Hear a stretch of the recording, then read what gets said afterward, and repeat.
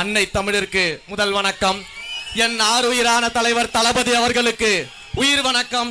என்னை போன்ற பல்வேறு படித்த இளைஞர்களை இன்று மேடையேற்றி பேச வைத்திருக்கக்கூடிய அன்பிற்குரிய அண்ணன் எங்களுடைய பொதுச் செயலாளர் ஆனந்த் அவர்களுக்கு நன்றி கலந்த வணக்கத்தோடு மேடையில் அமர்ந்திருக்கக்கூடிய அனைத்து முன்னோடிகளுக்கும் என்னுடைய வணக்கத்தை தெரிவித்துக் கொள்கிறேன். பேச்சை எங்கிருந்து துவங்குறது அப்படின்னு யோசிக்கிட்டே இருக்கும் பொழுது இங்க தொடங்கினாதான் சரியா இருக்கும். அநீதி, அராஜகம், தில்லுமுள்ளு இவை அனைத்தும் திமுக முதற்று உலகு அப்படின்ற திருக்குறளோடு துவங்குவதுதான் சரியா இருக்கும். ஏன்னா இன்றைக்கு திருக்குறள் திருவள்ளுவர் என்ற பெயரை கேட்டாலே அஞ்சி நடுங்குகின்ற திராவிட முன்னேற்ற கழகத்தை இரண்டே வரியில் எங்கள் தலைவர் மக்களிடையே அம்பலப்படுத்தி விட்டார். இந்த கடலூர் மண்ணிலிருந்து அஞ்சலை அம்மாளை பற்றி அண்ணன் அவர்கள் இதற்கு முன்பாக சொன்னார்கள்.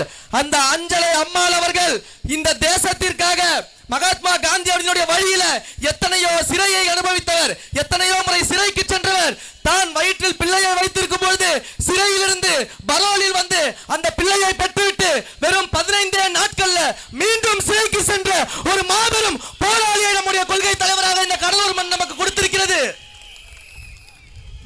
உண்மையான தியாகி, உண்மையான தியாகி. திராவிட முன்னேற்ற கழகத்தை போல ஜெயிலுக்கு போகும்போது நெஞ்சை பிடித்துக் கொண்டிருக்கக்கூடிய தியாகிகள் கிடையாது. அவர்கள் எல்லாம் பொய்க்கால் குதிரைகள், நாம் எல்லாம் நம் தளபதியின் புகழ்கால் குதிரைகள். இந்த பிரச்சார பொதுக்கூட்டம் அப்படிங்கறத பார்க்கும் பொழுது ஒரு மாபெரும் பிரச்சாரத்தை தமிழக வெற்றி கழகம் முன்னெடுக்க போகிறது. தமிழக வெற்றி கழகம் அந்த பிரச்சாரத்தை முன்னெடுக்கிறது என்றால் மக்களே அந்த பிரச்சாரத்தை முன்னெடுக்கிறார்கள் என்று அர்த்தம். ஏன்னா இங்க ஒரு பக்கம் 10 கட்சி கூட்டணி இருக்கலாம், ஒரு பக்கம் 13 கட்சி கூட்டணி இருக்கலாம். நீங்க கூட்டணி வச்சிருக்கக்கூடிய கட்சிகள் அனைத்தும் மக்களிடம் சென்று வாக்கு கேட்கக்கூடிய கட்சிகள். எங்கள் தலைவரோடு கூட்டணியில் இருப்பவர்கள் வாக்கு அளிக்கக்கூடிய பொதுமக்கள், வாக்காளர்கள். அப்படிப்பட்ட மக்கள் பிரச்சாரத்தை எடுக்க போறாங்க. என்ன பிரச்சாரத்தை எடுக்க போறாங்க? இந்த திராவிட முன்னேற்ற கழகத்திற்கு எதிராக ஊழல் என்ற பிரச்சாரத்தை நம்முடைய மக்கள் முன்னெடுக்க போறார்கள். குடும்ப ஆட்சி என்ற பிரச்சாரத்தை முன்னெடுக்க போகிறார்கள். பண்ணையார் ஆட்சி என்ற பிரச்சாரத்தை முன்னெடுக்க போகிறார்கள். மீனவர்கள் இன்றை போராடுகிறார்களே அதை பிரச்சாரமாக முன்வைப்போம். ஆசிரியர்கள் போராடுகிறார்கள், மாற்றுத்திறனாளிகள் போராடுகிறார்கள், மாணவர்கள் போராடுகிறார்கள், சத்துணவு ஊழியர்கள் போராடுகிறார்கள், இன்றைக்கு செவிலியர்கள் போராடி கொண்டிருக்கிறார்கள், மக்கள் தெருவில் போராடி கொண்டிருக்கிறார்கள். விடியல் ஆட்சி, விடியல் ஆட்சி என்று சொல்லிவிட்டு மக்களை மடிய வைக்கும் ஒரு மடியல் ஆட்சி நடத்தி கொண்டிருக்கக்கூடிய திராவிட முன்னேற்ற கழகத்திற்கு எதிராக ஒட்டுமொத்த மக்களும் பிரச்சாரத்தை முன்னெடுக்க போகிறார்கள். அந்த பிரச்சாரத்தின் மாபெரும் ஆயுதம் தான் நம்முடைய சின்னம் விசில். 75 ஆண்டுகால ஆலமரம், வேப்ப மரம், புளிய மரம்னு பேசிக்கிட்டு இருக்காங்க. ஆனா வெறும் 5 ரூபாய் விசில பார்த்தாலே 5 நடுங்கிட்டு இருக்காங்க. எங்கேயுமே விசில் சத்தம் கேட்க கூடாதா, எங்கேயுமே விசில் சத்தம் கேட்க கூடாது என்று அஞ்சுகிறார்கள். காவலர்கள் விசில் வச்சுக்க கூடாது, பேருந்து நடத்துனர்கள் விசில் வச்சுக்க கூடாது, குப்பை வண்டி கொண்டு வருவர்கள் விசில் வச்சிருக்க கூடாது, குழந்தைகளுக்கு விளையாட்டு போட்டி துவங்குற அம்பையர் விசில் வச்சிருக்க கூடாது, கிரிக்கெட் மேட்ச் நடக்கக்கூடிய ஸ்டேடியத்துல விசில் வச்சிருக்க கூடாது. ஐயா மு.க. ஸ்டாலின் அவர்கள் வீட்டுல காலைல எந்திரிக்கும் போது குக்கர்ல கூட விசில் சத்தம் கேட்க கூடாது அப்படிங்கிறாரா? அப்போ இந்த சின்னத்தின் மீது இவ்வளவு பயம் இருக்கிறது. இன்றைக்கு இதே ஊழலை பற்றி நாம் பேசிக் கொண்டிருக்கிறோம். இந்த கடலூர் மாவட்டத்தை சேர்ந்த வேளாண் துறை அமைச்சர் ஒருவர் இருக்கிறார். விவசாயத்தை அமைச்சராக கொண்டவரு. பரந்தூர்ல அத்தனை விவசாயிகள் அங்க ஏர்போர்ட் வேண்டாம், விவசாயத்தை காப்பாத்துங்க, விவசாயிகளை காப்பாத்துங்க, வாழ்வாதாரத்தை காப்பாத்துங்க என்று போராடி கொண்டிருக்கிறார்களே. உங்களுடைய அமைச்சரோ இல்ல முதலமைச்சரோ இன்றைக்கு வரைக்கும் அந்த விவசாய பெருங்குடி மக்களை போய் சந்திக்காதது எதனால்? அந்த மக்களுக்காக துணை நிற்காதது எதனால்? பேருக்கு மட்டும் விவசாயத்துறைக்கு அமைச்சராக இருந்தால் போதாது. அமைச்சர் அவர்களே உண்மையாக விவசாயிகளுக்காக போய் நிற்க வேண்டும். ஒரு பேட்டியில பேசுறாரு, புதுசா வந்துடுறாங்க, அவங்களுக்குலாம் விவசாயத்தை பத்தி தெரியுமா, நாத்து நடுறதை பத்தி தெரியுமா, அறுவடை செய்யறதை பத்தி தெரியுமா? முதல்ல உங்களுக்கு விவசாயிகள் போராடிக்கிட்டு இருக்காங்க, அது கண்ணுக்கு தெரியுதா உங்களுக்கு? அதே அமைச்சர்கிட்ட கேட்கிறேன், இன்றைக்கு நீங்க தலைமுறை தலைமுறையாக ஒவ்வொருத்தருக்காக வணக்கம் போட்டு சலாம் போட்டு இன்றைக்கு வாரிசு அரசில் இருக்கக்கூடிய திரு உதயநிதி அவர்களுக்கு சலாம் போட்டுக்கிட்டு இருக்கீங்களே, விவசாய வயலுக்குள்ள கான்கிரீட் போட்டு நடந்த முதலமைச்சருக்கு விவசாயத்தை பத்தி தெரியுமா? தெரியாது, தெரியாது. சாப்பிட மட்டும்தான் தெரியும். விவசாயிகளோட கஷ்டம் அவங்க கண்ணுக்கு தெரியாது. இதுல அவங்க கேட்கிறாங்க, உங்களுக்கு என்ன அனுபவம் இருக்கு, என்ன அரசியல் இருக்கு? சரி, ஒரே ஒரு கேள்வியை மட்டும் நான் கேட்கிறேன். 2017 நம்முடைய தலைவர் அவர்கள் ஒரு விருது வாங்கக்கூடிய மேடையில பேசுறாரு. திரைப்பட விருது கொடுக்கக்கூடிய மேடையில பேசுறாரு. நமக்கு சோறு போடக்கூடிய அத்தனை விவசாயிகளும் இங்க கஷ்டப்பட்டுக்கிட்டு இருக்கிறாங்க. அவங்களுடைய போராட்டத்திற்கு அரசாங்கம் செவிசாய்க்க வேண்டும்.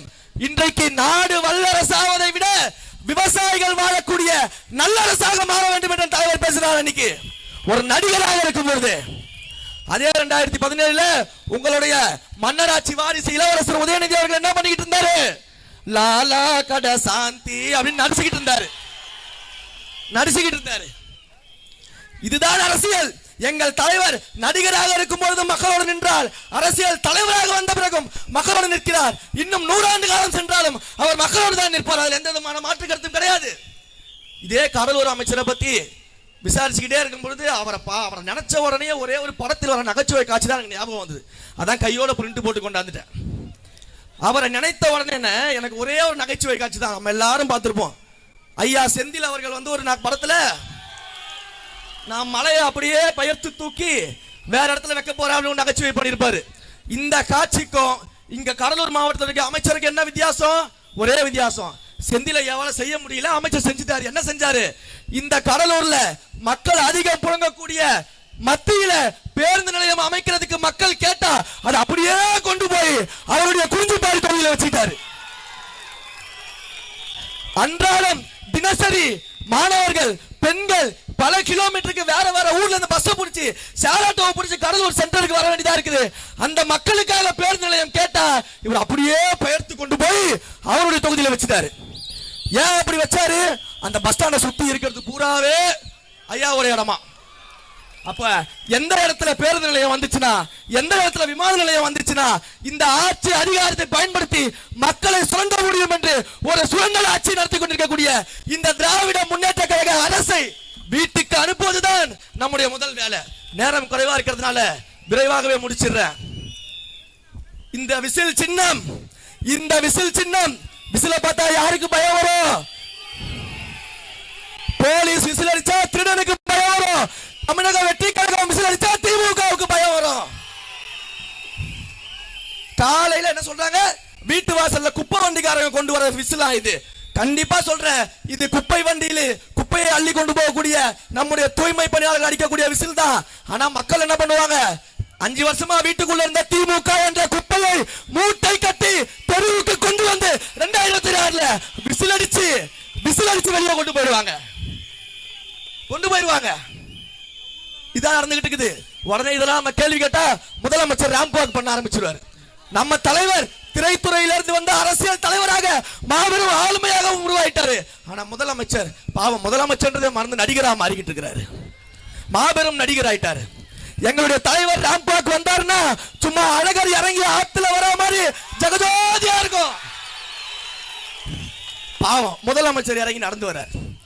இந்த சந்திரமுகி படத்துல ஒரு வசனம் வரும்ல, அவன் கங்காவை பார்த்தாரு, கங்காவா தன்னை நினைச்சுக்கிட்டாரு, கங்காவாவே மாறிட்டாரு அப்படிங்கிற மாதிரி நம்முடைய தலைவரை பற்றிய 24 மணி நேரம் சிந்திச்சு நம்ம தலைவராகவே மாறணும்னு நினைச்சுக்கிட்டு இருக்கிறாரு.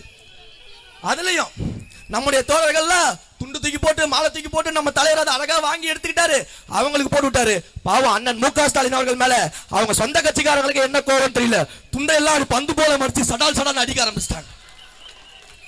அப்போ உண்மையாக ₹1 கூட கொடுக்காம, சாப்பாடு கொடுக்காம, பணம் கொடுக்காம, குப்பை வண்டியில போய் ஏத்திக்கிட்டு வராம, குறிப்பா மதுபான பாட்டில் கொடுக்காம அன்புக்காக ஒரு கூட்டம் சேருதுன்னா என் தலைவருக்காக மட்டும்தான்.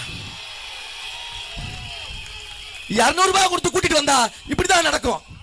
எனவே இந்த கடலூர் மாவட்டத்தை பொறுத்த வரைக்கும் இருக்கக்கூடிய 9 சட்டமன்ற தொகுதியிலும் தலைவர் தளபதி யாரை வேட்பாளராக நிறுத்துகிறாரோ அவரை சட்டமன்றத்திற்கு அனுப்ப வேண்டியது உங்களுடைய பொறுப்பு.